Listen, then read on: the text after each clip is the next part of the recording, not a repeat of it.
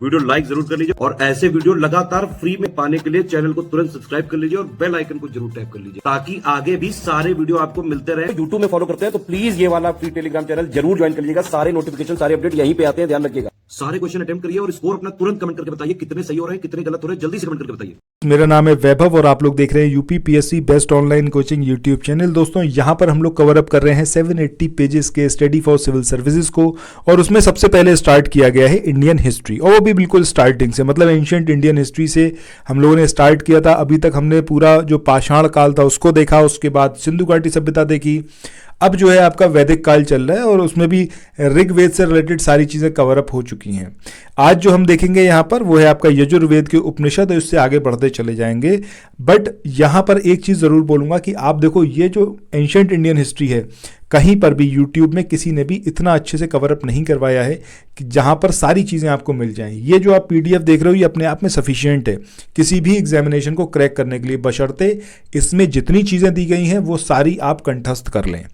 ये तो मतलब आपको करना ही होगा। अगर आप चाहें इस पीडीएफ को लेना, डिस्क्रिप्शन बॉक्स में जाइएगा, वहाँ पर कॉन्टैक्ट नंबर दे रखे हैं स्टडी फॉर सिविल सर्विसेज के, आप उनसे बात कर सकते हैं और डिमांड कर सकते हैं इस पीडीएफ की। अब यहाँ पर हम शुरू करते हैं आज के अपने सेशन को। ध्यान से देखिएगा, अपने माइक्रो नोट्स बनाते चलिएगा। अगर आप कोर्स में एनरोल नहीं करवाना चाहते, समीक्षा अधिकारी या फिर पीसीएस के, या फिर आप इस 780 पेजेस के पीडीएफ को नहीं लेना चाहते, सो यहाँ पर ध्यान से देखते हुए चलिए और जो आपको बातें बताई जाती रहेंगी इसमें, तो उनको कहीं माइक्रो नोट्स की फॉर्म में ज़रूर लिख लीजिएगा, ठीक है। चलो, सबसे पहले यहाँ पर हम किस उपनिषद की बात करने वाले हैं, वो है आपका वाजस्नेयी ब्राह्मणों उपनिषद या फिर वृहदारण्यक उपनिषद। अब ये दोनों एक ही हैं, अगर इसे हम बोलें तो ये अरण्यक और उपनिषद दोनों इसको कहा जाता है। सबसे इंपॉर्टेंट बात, इसको अरण्यक भी बोला जाता है और उपनिषद की कैटेगरी में भी रखा गया है। वृहदारण्यक और वाजस्नेयी एक ही बात है। अब इस उपनिषद के जो प्रवक्ता थे वो कौन थे, तो वो थे आपके याज्ञवल्क्य। ये नाम ज़रूर याद रखना है आपको। और इसमें याज्ञवल्क्य जो हैं वचन कवि गार्गी संवाद, इसके अलावा याज्ञवल्क्य और मैत्रेयी संवाद, इसका उल्लेख जो है वो आपको किसके अंदर मिलेगा, वृहदारण्यक उपनिषद या फिर कहें तो वाजस्नेयी ब्राह्मणों उपनिषद में। इसके बाद नेक्स्ट हम बात करते हैं तैत्तिरीय उपनिषद की। अब ये जो तैत्तिरीय उपनिषद है ये शिक्षावली, ब्रह्मानंदवली, भृगुवली, इस उपनिषद के जो है 3 पार्ट हैं। सो हो सकता है एग्जामिनेशन में आपसे पूछ लिया जाए कि शिक्षावली, ब्रह्मानंद वली और भृगुवली ये जो है कौन से उपनिषद के भाग हैं।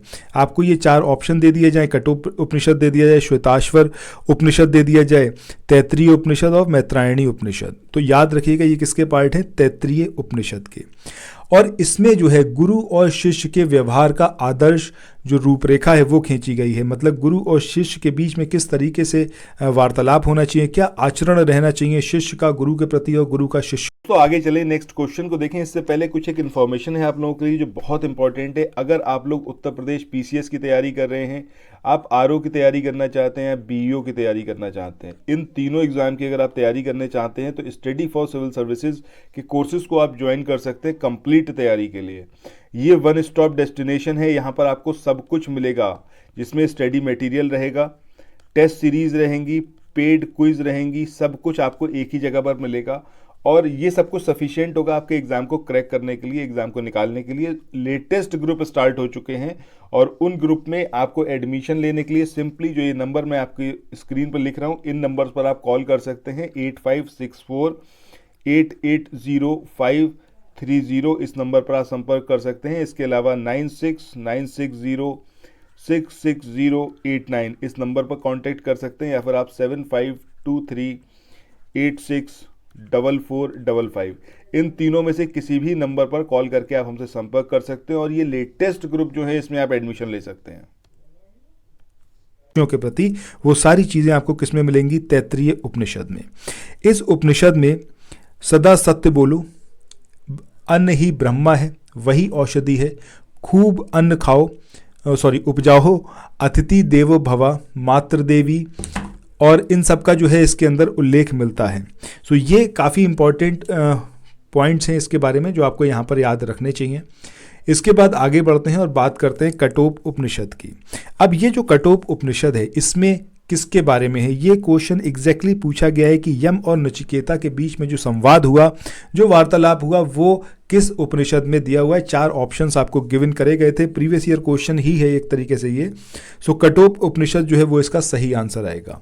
इसके बाद नेक्स्ट बात करते हैं श्वेताश्वर उपनिषद की। अब जो श्वेताश्वर उपनिषद है इसमें परमात्मा को रुद्र और दुनिया को माया कहा गया है, और इसी में मोक्ष, नवदा, ये जो भक्ति की चर्चा जो है वो भी करी गई है, और भक्ति का प्रतिपादन इस उपनिषद की विशेषता है।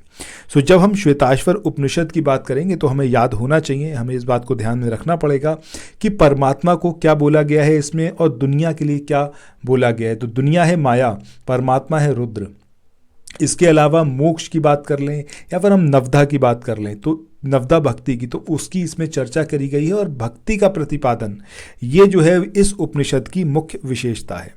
इसके बाद नेक्स्ट हम बात करें मैत्रायणी या फिर मैत्री उपनिषद की, तो इसमें स्त्रियों को जुआ और शराब का योग कहा गया है। मतलब स्त्रियों के लिए क्या बोला गया है कि जिस तरीके से शराब और जुआ ये इंसान को खराब कर देता है, वैसे ही अगर इन दोनों का कॉम्बिनेशन कर लें, मतलब जुए और शराब की लत जो है इंसान को जितना बिगाड़ सकती है, दोनों मिलाकर उतना स्त्रियां कर सकती हैं, ये इसके अंदर कहा गया है।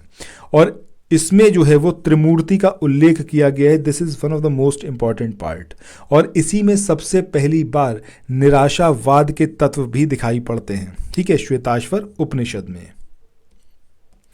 इसके अलावा अगर हम बात करें तो इसमें योग के 6 अंग जो आगे चलकर पतंजलि के योग में अष्टांग बन गए थे, मतलब 8 अंग बन गए थे, तथा हठ योग, इसका विवरण भी इसके अंदर मिलता है। और इसमें भारत के चक्रवर्ती 15 राजाओं के जो नाम है वो भी बताए गए हैं। नेक्स्ट बात करें ईशोपनिषद, इसके बारे में भी क्वेश्चन पूछा गया है। ये लघु उपनिषद है। यजुर्वेद का जो 40वां अध्याय है वही आपका ईशोपनिषद है। सो एग्जामिनेशन में क्वेश्चन किस तरीके से आया था कि ईशोपनिषद का कौन से वेद से संबंध है, तो आपको याद रखना है किससे है, यजुर्वेद से। और इसका जो प्रमुख विषय है वो क्या है, आपका आध्यात्मिक चिंतन। गीता में वर्णित निष्काम कर्म का जो प्रतिपादन है वो सबसे पहले इसी में मिलता है, और इसे सभी उपनिषदों में प्रथम स्थान प्राप्त है। इसे सभी उपनिषदों का आधार माना जाता है, और इससे कर्म करते हुए 100 वर्ष जीवित रहने की इच्छा को सराहा गया है, और आत्महत्या को घोर पाप बताया गया है ईशोपनिषद को, ठीक है, मतलब ईशोपनिषद में।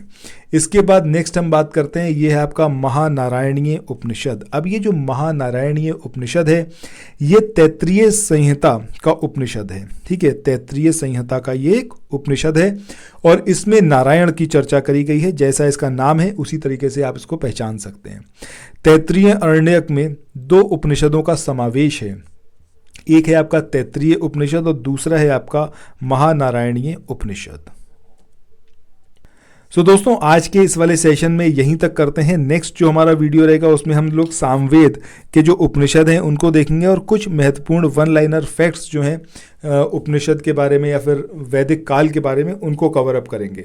जाने से पहले बस एक चीज़ ज़रूर कहूँगा कि अगर आप सीरियस एस्पिरेंट हो और आप चाहते हो कि सारी चीज़ें अप टू डेट रहें, सारी चीज़ें कवर अप हो जाएं, तो इसके लिए आप हमारे इस चैनल को ज़रूर ज्वाइन करें। मेरे थ्रू डेली बेस पर आप इन वीडियोज़ को कवर अप कर सकते हो। थोड़ा थोड़ा हम यहाँ पढ़ते रहेंगे, बट जब आपका एग्जामिनेशन आएगा तो सारी चीज़ें कवर अप हो चुकी होंगी, ठीक है। सो मिलते हैं नेक्स्ट वीडियो में। Till then thank you so much, have a nice day, bye bye.